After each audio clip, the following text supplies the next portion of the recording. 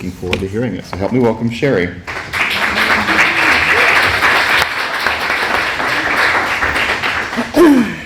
Hi everybody, my name is Sherri Stidham and I'm an alcoholic. Hi, Sherri. Hi. My sobriety date is February 10th of 2018. I'm really grateful for that, and so is pretty much everybody that has or does know me.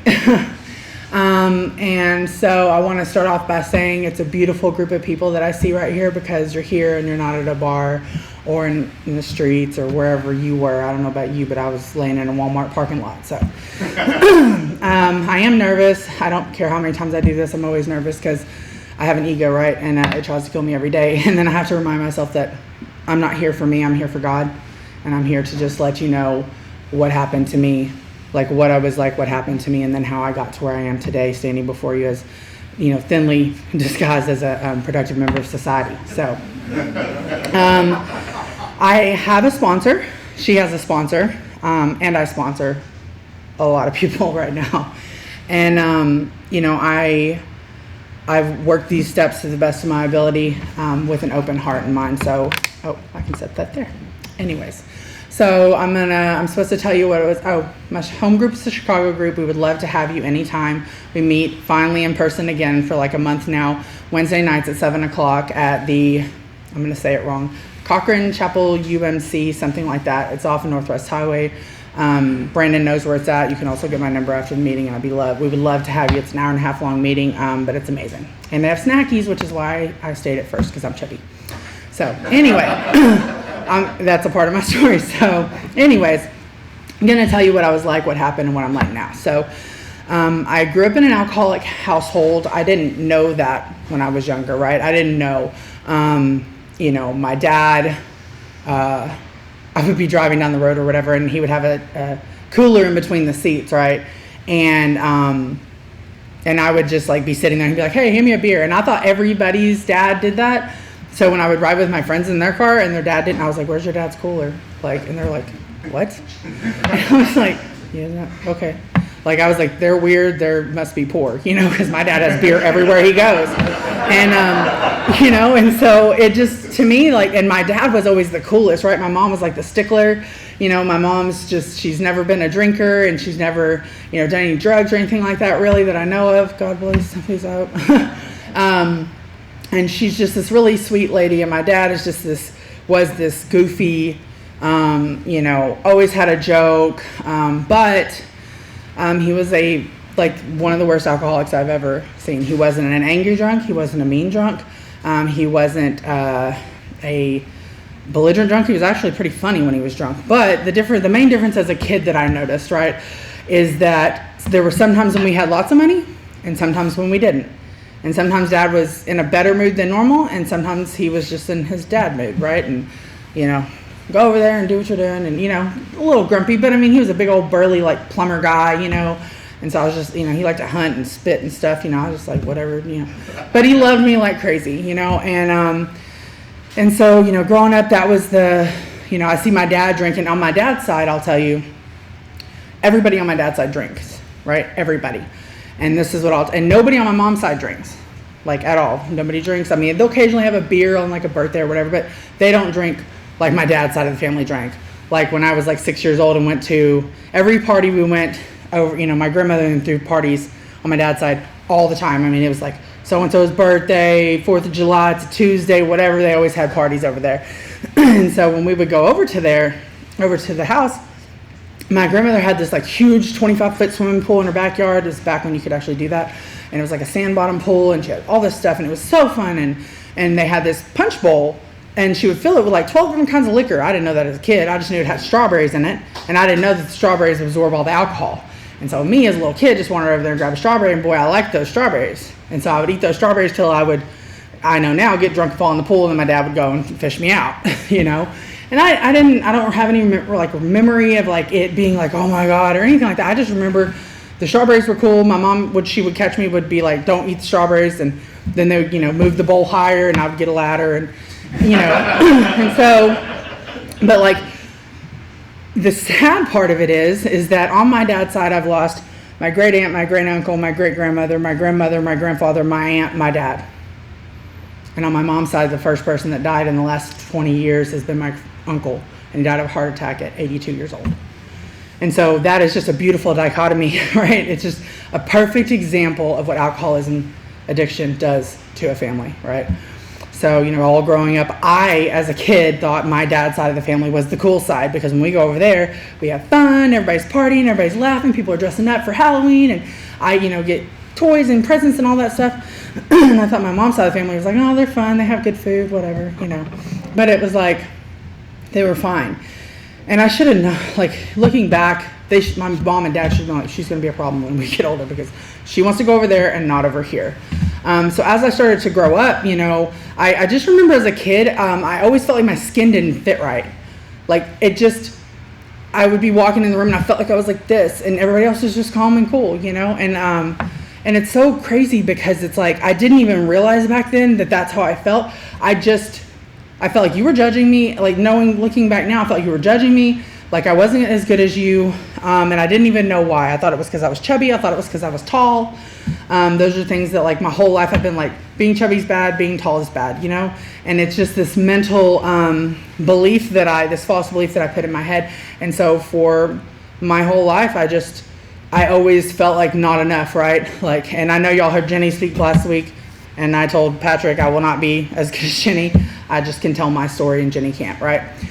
But she was one of the first people when I walked into the rooms that I heard what she said.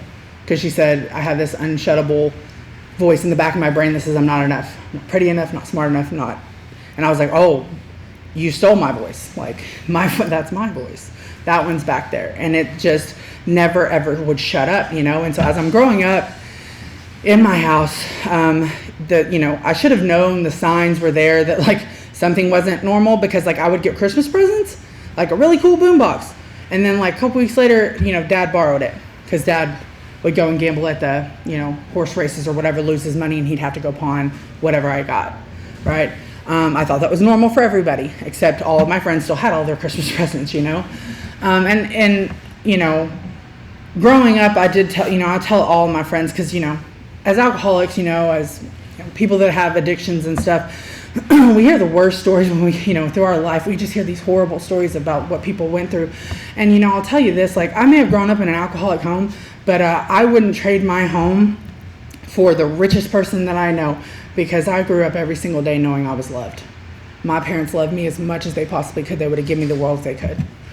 And so anyways, as I'm good in school. I'm really good in school. Not too much of a dummy. I can, do really good in classes and stuff. And so as I'm going on in school and stuff like that, I'm, passing. I don't act up, whatever. Around 13 or 14 years old, and I will tell you this, outside issues are a part of my story. I will not be going into them here out of respect for A, singleness of purpose. But if you hear a part that sounds like, alcohol had a friend, it did. And I will tell you this, alcohol, even though I had other whatever, alcohol was always my solution, right? I had other problems, but alcohol was always my solution. When I needed to feel better, when I needed to go to sleep, when I needed whatever, alcohol solved my problem. It was my solution. And so, I'm growing up, I'm young, I'm doing good in school, whatever. Around 13 or 14 years old, I get hanging down with the friends down the street that my mom was like, don't hang out with them, that my dad hung out with. I didn't know it was because he was smoking weed with them. But, they're younger kids and stuff. And anyway, I saw my dad go down there, and I love my dad because I'm just like him. And so I started hanging out with them. And so they were drinking. And I tell you, I don't remember my first drink. I don't. Obviously, it was probably like the strawberries or whatever, but I don't remember that. But I'll tell you, I remember at some point around 14 or 15 maybe, I was at a party with a bunch of people. And they were like, chug the McCormick's. And I was like, okay, because I want to be cool, right? Because I don't fit in because my skin fits funny. And I remember that I started downing the vodka and everybody's, chug, chug, chug, chug. And the next thing I remember is I see a toilet seat and then people are screaming, stop throwing up. And like, that's all. And then the next thing I remember, I wake up and I'm leaned up against someone's tire in the front yard. And I'm like, how did I get here? So I get up and waddle back inside. And as soon as I open the door, yeah, here. And they hand me a bottle. And so like it says in the big book, I've arrived, right? I am right where I'm supposed to be, doing what I'm supposed to be doing. And I remember it didn't occur to me that I was a different kind of drinker, right? I thought everybody drank like I did, and it should have occurred to me whenever I'm always the last person awake, and I'm the only person that's going around drinking everybody else's beer when everybody passes out, right? I don't care if it has a cigarette butt in it, I'm gonna pull it out and I'm gonna drink it. I know. I'm just saying, I was like, man, there's only a little ash in the bottom, and like I inhaled that when they're smoking anyway. So, the justification and rationalization, like it's alcohol and it's 4 o'clock in the morning and I can't go to the beer store because I'm not of age and the guy that is passed out. And, well, there you have it, I don't care if there's a cigarette in it. I've drank some that I'm sure had like loogies or other stuff in them. I was just like, just drink, it's okay. Throughout my teenage years, I would every party I was at, it seemed like I was the only girl with the guys that were like, y'all are wusses, like she can hang, and then I was like, I drink y'all under the table, and it was a badge of honor for me. Like I was proud of the fact that I could hang with the boys, and I'm a big girl right now, but I was a much bigger girl back then, which sounds crazy. I was like almost 350 pounds, and I was a linebacker, okay? I was really, really heavy. And so to the guys, I'm sure I was one of the guys. They definitely didn't think I was, super cute or nothing because, I'm chubby. And so, I'm hanging out with these guys and they're just like agging me on, and I need to be accepted so badly. I need you to like me. I need you to think I'm cool. I need you to think I'm funny. And when I'm drunk or when I'm drinking, the minute that I start drinking, automatically, I don't feel inferior anymore. I feel like I'm honestly in my head, I'm like, I'm better than you. Why are you hanging out? Like, why am I hanging out with these peasants? I automatically feel like I'm better than you, but I'm definitely not less than you. And that's okay with me. Like, then I gotta, be the clown so I can be the coolest one in the room. And every time somebody's like, oh yeah, Sherri, that's my girl. She's the coolest girl I ever hung out with. It's just like poof, poof, poof. All the more reason to keep going, So I'm in high school. I said I'm a good student, but you have to be in class for that to matter, right? My freshman year of high school, I was slated to be valedictorian. By the time my senior year came, I had to beg a teacher.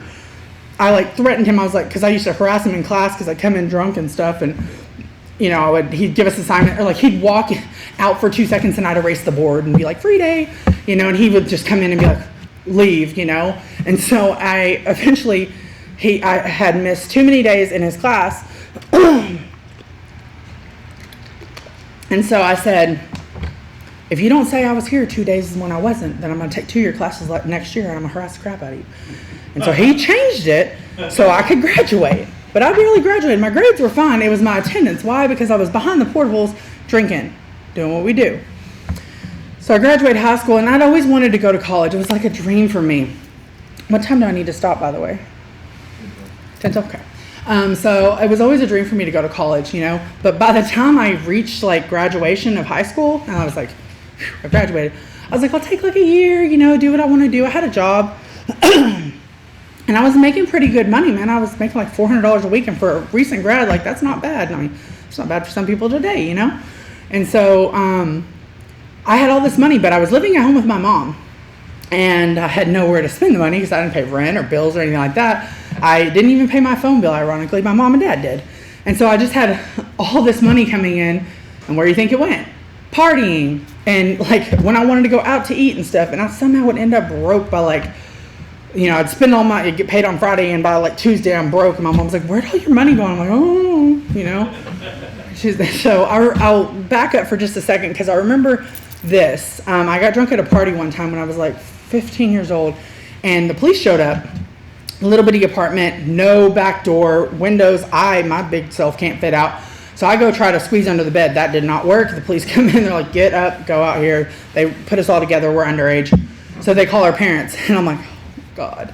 And they call, and they're, yes, Mr. Stidham, we have your daughter here, and she's drunk. We have a permission to send her home with a sober person to bring her home? And he's like, yeah. And I'm like, oh my God, I'm in so much trouble. I'm like, at least it was Dad, because he drinks, and so maybe he'll be cool. I get home, and my brother's like, you're lucky I answered the phone. I'm like, yes. no consequences, right? Except I walk in the front door, and my mom takes one look at me. I'm like, be cool, be cool, be cool, be cool.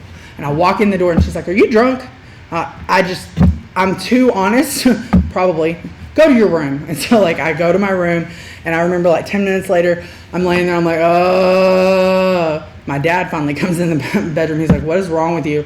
I was like, the room won't stop spinning. He starts laughing so hard. He's like, come on. And he gets me up, and by the time I get to the toilet, I start puking. He's like, yeah, I bet you won't do that again. I was drunk the next weekend, right? Just like you, Dad. I can't walk away from that. So anyway, back to high school. I graduate high school, not going to college, not doing anything like that, just partying with my friends. So I, lost my aunt at the, time, and it was hard and it sucked and everything, but I was still very naive to, like, real close to me loss, right? All of a sudden my dad gets diagnosed with terminal cancer. I mean, the minute they diagnose him, it's terminal. Liver, lymph node, pancreatic, it's everywhere.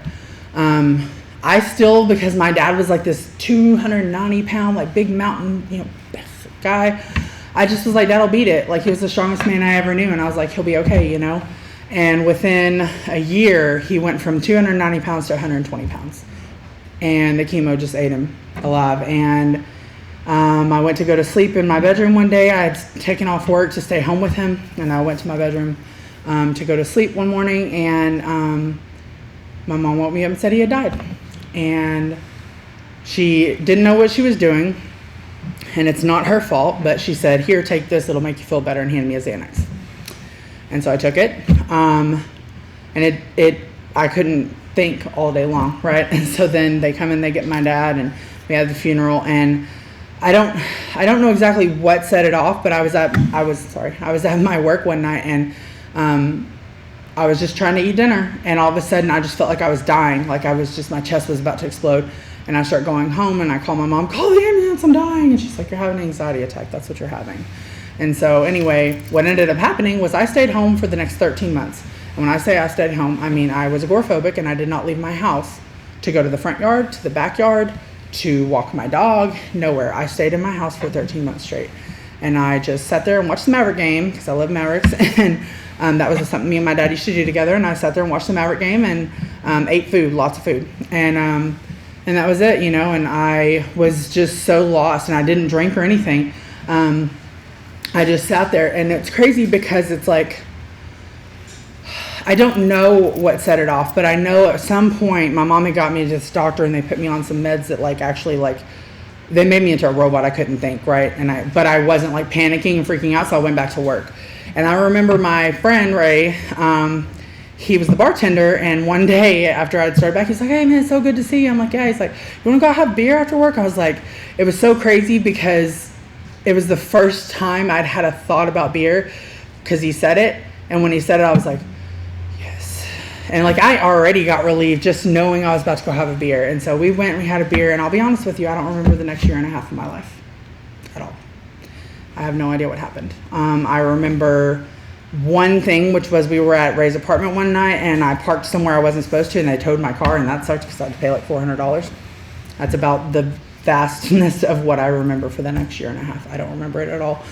My mom told me I was very scattered, and like I would come home and just sleep a lot, and so I don't know what happened. I know that at some point my mom was like, we got to get out of this house, because we lived in the house that my dad died in. She was like, we got to move. So we moved to Richardson, and I met a guy. There's always a guy. And he was pretty. He was real pretty. And he didn't tell me that he was a raging alcoholic and a drug addict and abusive and angry and very sick. For a long time I was mad at him, and today I just know he's sick. He's just one of us that hasn't made it here yet. You know what I mean? But I met him, and because, I have the best decision-making skills, we moved in together within 2 weeks. In an apartment in my name, which he destroyed. And I went on a 9-year-long, very abusive, very crazy relationship with him. And over the course of this relationship, I'm drinking, I'm out partying with my friends. Like, my alcoholism isn't out of control yet, because I see it in him. And it's so crazy because it's like, looking back on it, I'm sure that to any normal person there was like, she has a problem. But like I kept comparing myself to him and like, he has a problem. Like I go to work every day. I don't have to have a beer to go to sleep like he does. Like I don't drink whiskey in the morning like he does. But the truth of the matter is, and I didn't learn this till I got here, was that when I started drinking, I couldn't call my numbers. When I started drinking, it was to get drunk, I can't walk drunk. And I had no ability to stop that. Like the minute it hit my lips, that's what happened. And so anyway, I am at the same job for about 4.5 years, and I loved it. It was a great job.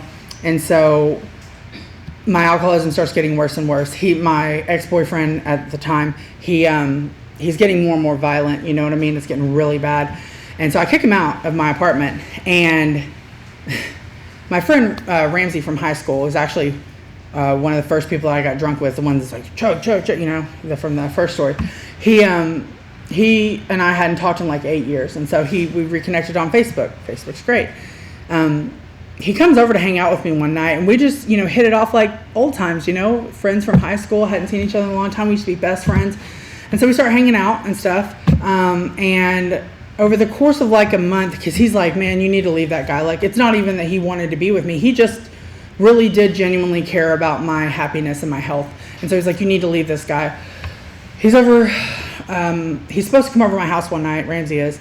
And my ex, Brandon, who I'd kicked out, calls me and asked me if I can help him with something. And I said yes, because he was going to pay me. And I needed the money so I could get beer. And so I told my friend Ramsey, I was like, hey, wait to come over. Because if you because if you come over right now, Brandon's going to be here. And if he sees me with you, he'll kill me. And he's like, no, don't let him come over. He's going to hurt you. So the short version is I just was like, no, it's fine. I got to go, though, because Brandon started banging on the door. I was like, I got to go. If he catches me on the phone with you, he's going to kill me. And I hung up the phone. Now, Ramsey knew that Brandon had been violent with me, like, over and over and over. He'd seen the bruises. He'd heard him yell at me on the phone and stuff. So I hang up the phone. I turn my phone on vibrate or silent, whatever, because I don't want him to even hear my phone going off, right? And so I take him and help him with what he needs, and then he gives me some money, and I get back home, and I go to call my friend Ramsey, and it goes straight to voicemail. He won't talk to me, and I'm like, son of a gun. And so I'm sitting there waiting, because I figured, he'd be pissed for a minute, he'd come around. And the more time goes by, I realize I have a voicemail, so I check it. And on the voicemail, he accidentally left me a voicemail. He had called me, and he was like, I got to get over there and protect her, just make sure she's okay. I'm like, oh, no. So I start calling jails and hospitals, because I'm like, maybe he got into a wreck, maybe he got arrested. Nothing, I can't find him anywhere. I'm like, damn. So then I start trying to get a hold of his friends and his brother and stuff like that. So around the next day, or like afternoon, I get a phone call, and they're like, it's his brother's. Anyway, it's this girl, Janelle, that is a good friend of ours, and she's like, hey, are you home alone? And these questions should have let me know that something bad was about to happen. Yeah, are you sitting down? No, do I need to be? What's going on? And she's like, Ramsey was in a car accident last night. And I'm like, he's okay, right? She's like, I'm sorry. And I'm like, wait, what? And she's like, he passed away. And I'm like, what time? And it was 7 minutes after he left me that voicemail. And he was 2 blocks from my apartment. He was flying 90 miles an hour, according to the police report, down Hebron Parkway, trying to get to me, drunk and high, and flipped his car and crashed and died. And you would think that would be like an eye-opener for somebody like me, but it was an excuse. I felt so guilty. I was like, I'm walking this earth for 2 people now, man. Like, this is my fault. Like, because he had tried to call me 3 times. Like, if I just answered the phone, he would have slowed down, like, whatever, And it took a lot of therapy and, a lot of work in my recovery to get to the point where I recognized that I'm not God. But, at the time, that was a driving factor, and I just jumped headlong into my alcoholism, man. My ex kept trying to get a hold of me, and I would always answer his calls. Like, I wouldn't always answer my mom's, which is so sad, but I wouldn't always answer my mom's calls. But my mom knew something was really bad when she called him and was like, where's Sherri? And he was like, I don't know, she won't answer my calls. And she was like, what? Because I was a slave to him, you know what I mean? And I was going hanging out with anybody. I was just doing whatever. And anyways, I went so crazy after that. My mom was like, look, just move home with me. And so I moved home with my mom. And I continued to drink, but kind of undercover, you know. Like I can't believe she didn't believe me, but she didn't want to see the truth. Whenever she woke up and there was like a whiskey bottle and she's like, why are you drinking? And I was like, that's not mine. I'm holding it for a friend. I literally used that freaking excuse, y'all. And she was like, what? And I was like, it was from my friends. It was in my bag. I was going to throw it away and then I passed out. I'm sorry. Like, I'm sure I stank of whiskey. And she's just like, the. So I lived at her house for like a 6-month period, and the short version is that in that time frame, I thought I need a solution, right? I'm not the problem. Alcohol is not the problem. I'm gonna go back. I'm gonna go to college.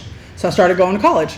I enrolled in Trinity Valley, and I started going. I thought that was, you know, this will fix it, right? You know, there's always something outside of me that's the problem. Besides, it's not alcohol, and it's not me. It's something I need to fix. It's not having the right guy. It's, you know, I need to lose weight. I need to go to school. I need a better job, whatever. It's never alcohol and it's never me.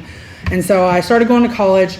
I made it through one semester, summer semester. I passed both my classes barely. I remember it took me one time 8 hours to get home because I was on the back roads driving from Terrell to Ennis, and I kept hitting the gully thing, whatever. I kept pulling into that, and like, I'm surprised I didn't blow a tire, but it took me like 8 hours to get home because I was just so drunk. I can't believe they even let me in class.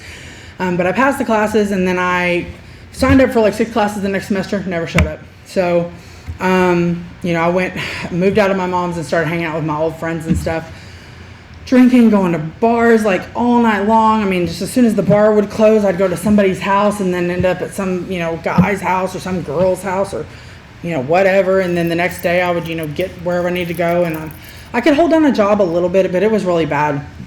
And so at this point, you know, so I'm living in hotels for about 10 months. I have enough of a job to like hold it down a little bit. My mom is just steady pouring money into me because she doesn't want to see me on the streets, right? So after 10 months, she says, I can't do this anymore. I can't. I end up getting arrested by the Garland police more than once. But this first time I got arrested by Garland police, what it did was it separated me from my ex at the time. And I was in jail for 5 days, and everybody was so sick of my crap at this point that nobody was going to bail me out, and I knew that. So I just sat it out, I thought it was the worst thing in the world. I was like, oh my God, 5 days in jail, I can't handle this. Little did I know. So then I get out of the jail, and my family meets me, and they're like, you have 2 choices. You can either go to rehab and we'll help you, or you can continue doing what you're doing, we'll let you out right here.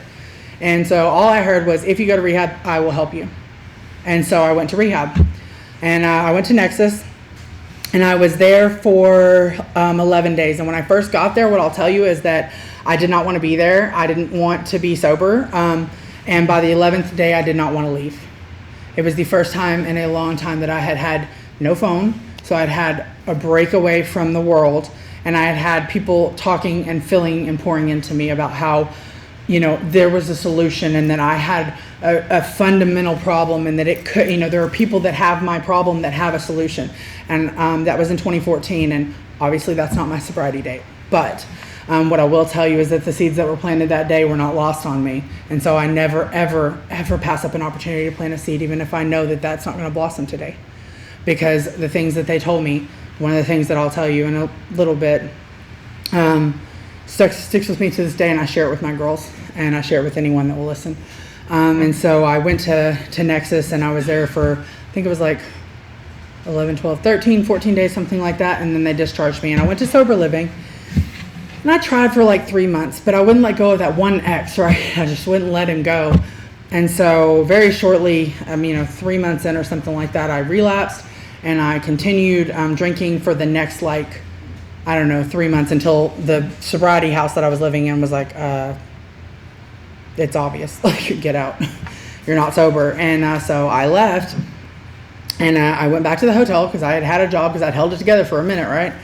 And so I went back to the hotels, and very shortly I met a guy. There's always a guy.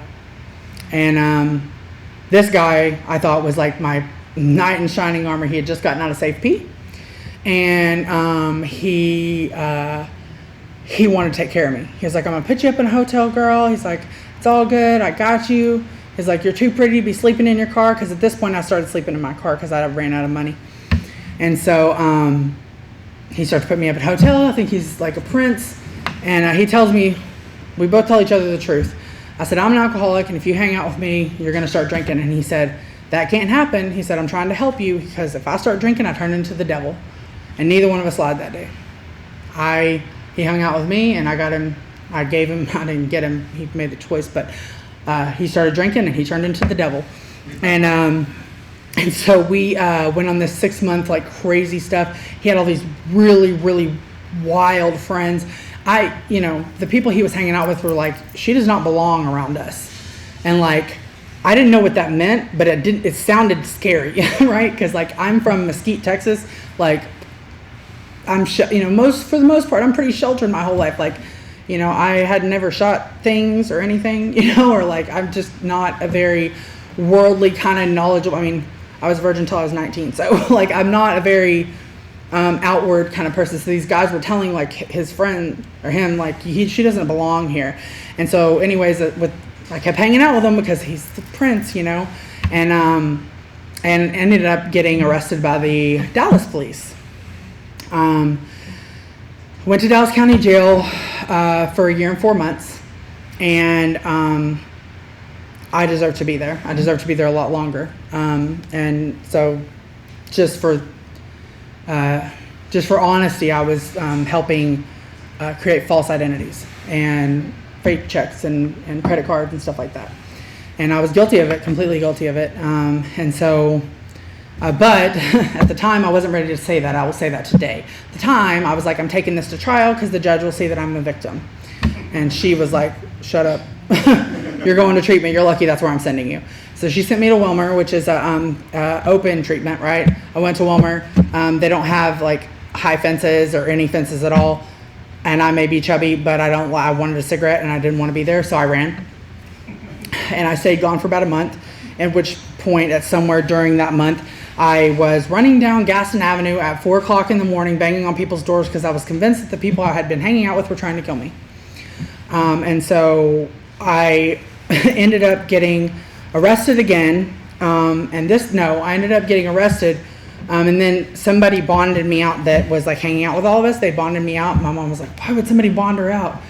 But they bonded me out. And then my mom contacted me. She's like, please turn yourself in. She's like, I'll let you see Loca, which is my dog. I don't have kids. My dog is my world. And so I'll let you see Loca. So I'm like, that's fine.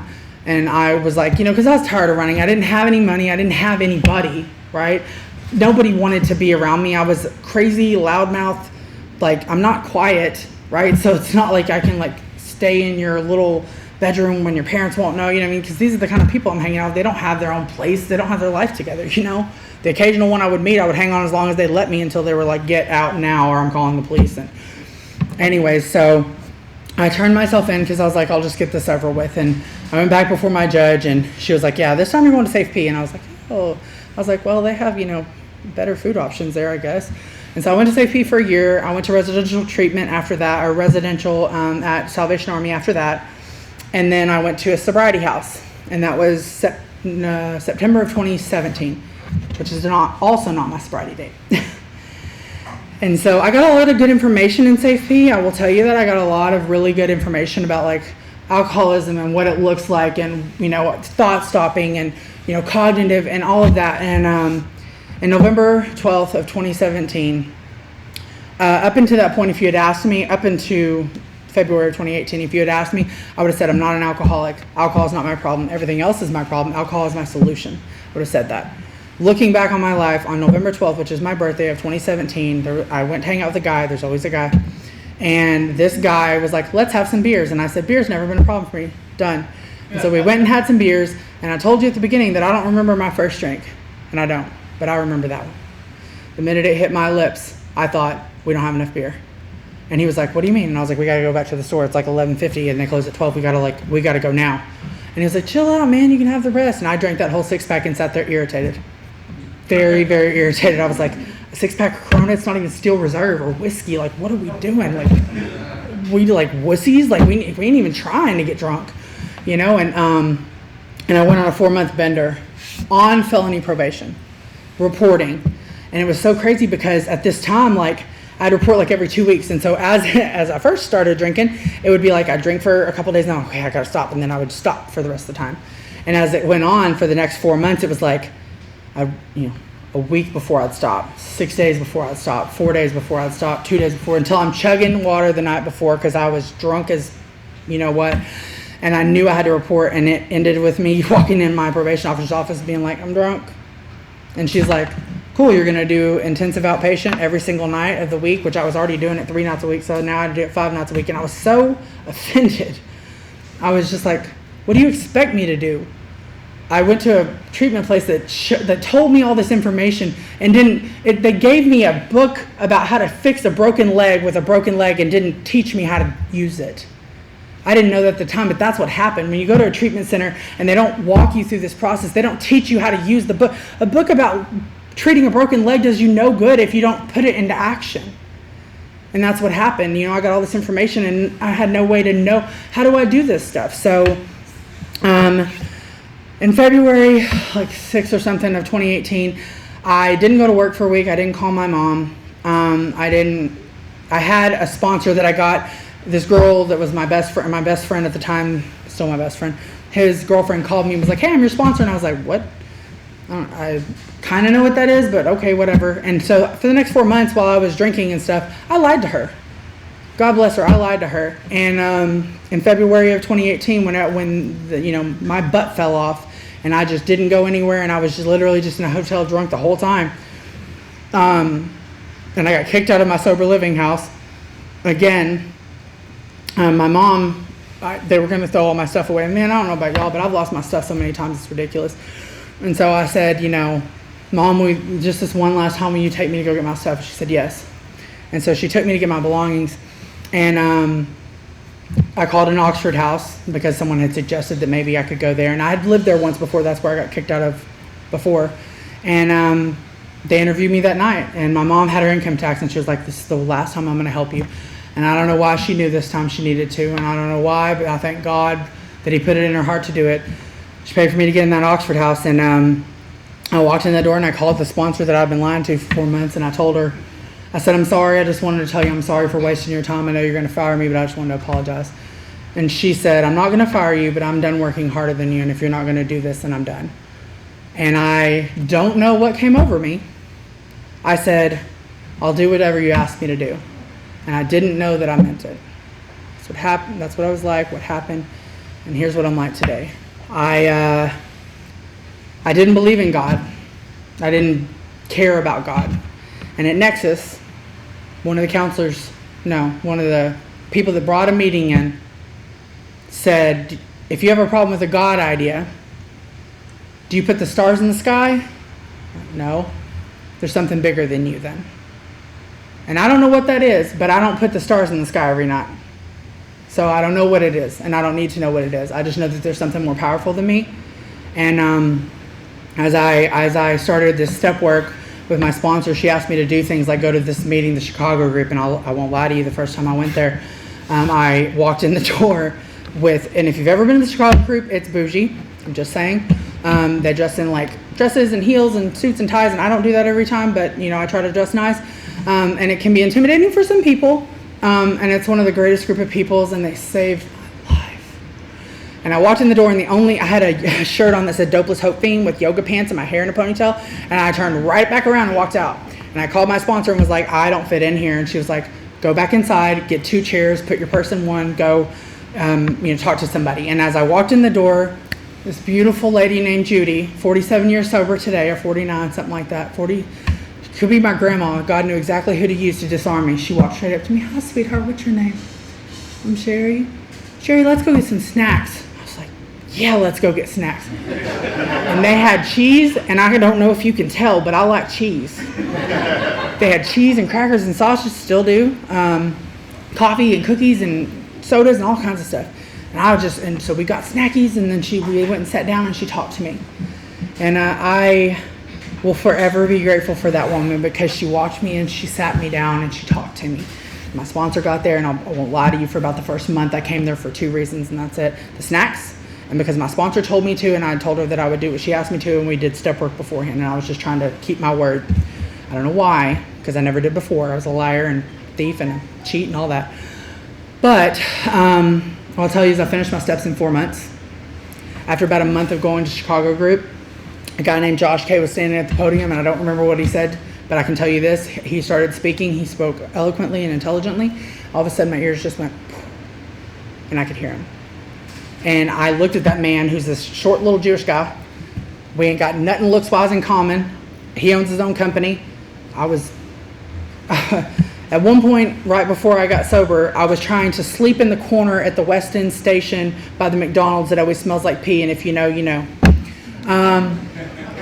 And so I looked at this man, and I was like, we have nothing in common, but when he spoke, he was telling my story.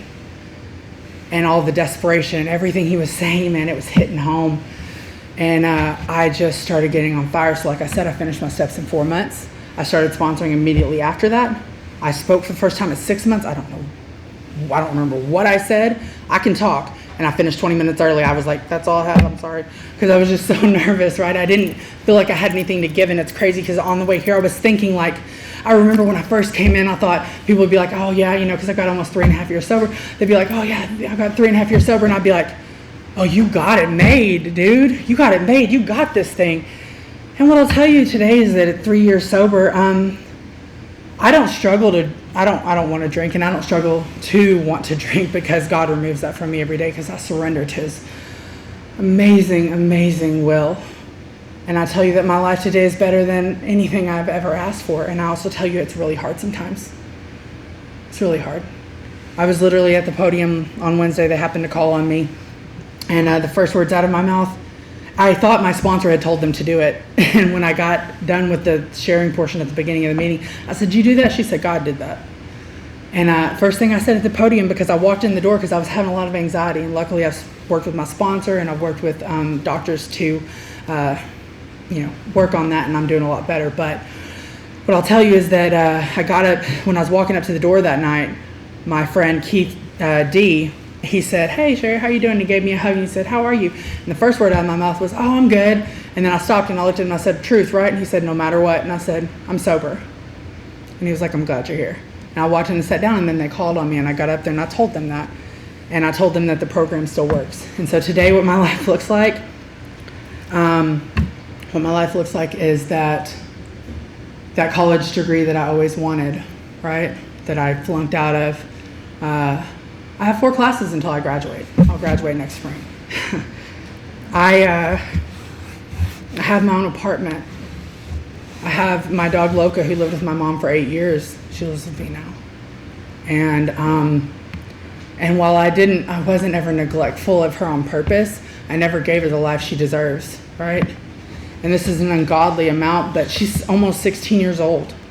And she's had a lot of health issues, and I've spent $15,000 over the last year to take care of her on doctor's visits and stuff, because what matters today really matters, right? And I have had a lot of fear over that time about how can I do this, how can I do that? Guess what? I never went without a bill paid, ever. I can't tell you why this program works. I can just tell you that I sat in the audiences at those treatment centers, and when I first came to the meeting, and I thought, excuse my language, that shit will work for you, it will not work for me. And when I honestly just shut up and did what my sponsor said, it worked. I have all of the stuff that I have, which is amazing, wouldn't matter, except I sleep like a freaking baby at night, man. I sleep like a baby. I put my head on my pillow. I mean, not every night. I don't want to lie to you and tell you it's perfect. Some nights I'm calling my sponsor like, I want to punch everybody. Just all of it. Everybody of y'all. I want to punch y'all.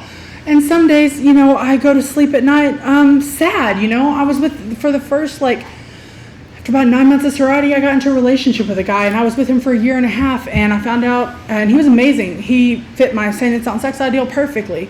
And I found out at one point, he was honest with me, told me he'd been talking to another woman for 2 weeks behind my back. And guess what? This needy, attention-seeking, validation-seeking, approval-seeking person that I used to be, that I'm not anymore because God has removed those defects on a daily basis, said, okay, well then we need to break up. I broke up with him. The old me would have groveled at his feet, please stay. And I wanted to die then. and I wanted to drink.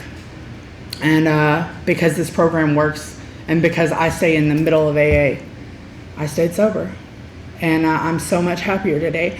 And so I guess the one thing that I want to leave you is that, like, if there's somebody in this room that hasn't worked the steps, or, you know, you're working them and you're not sure, like, man, if you just try your best is good enough.